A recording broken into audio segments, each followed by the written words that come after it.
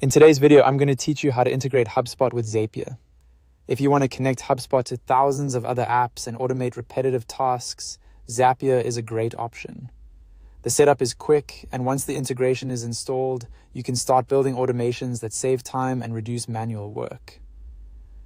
In this walkthrough, I'll guide you through the basic connection process directly from inside HubSpot. To begin, log into your HubSpot account. Make sure you're using the correct account where you want the Zapier integration to be installed.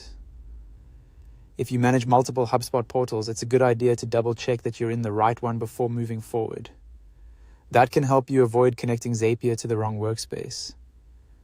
Once you're inside HubSpot, look toward the top right corner of the screen and click the Marketplace icon.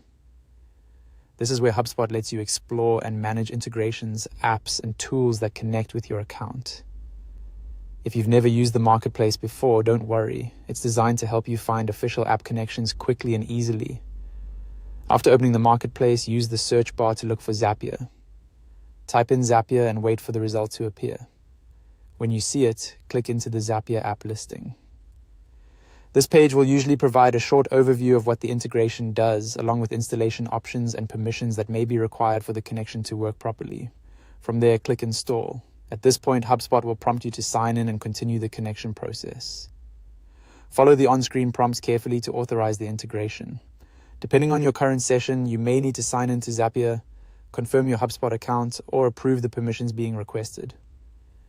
These permissions allow Zapier to securely access the parts of HubSpot needed to run your automations. As you go through the sign-in process, take a moment to review what access is being granted. That's especially helpful if you're setting this up for a team or in a business environment where account permissions matter. Once everything is approved, the integration should be successfully connected. And that's it. You've now installed the HubSpot and Zapier integration from the HubSpot Marketplace.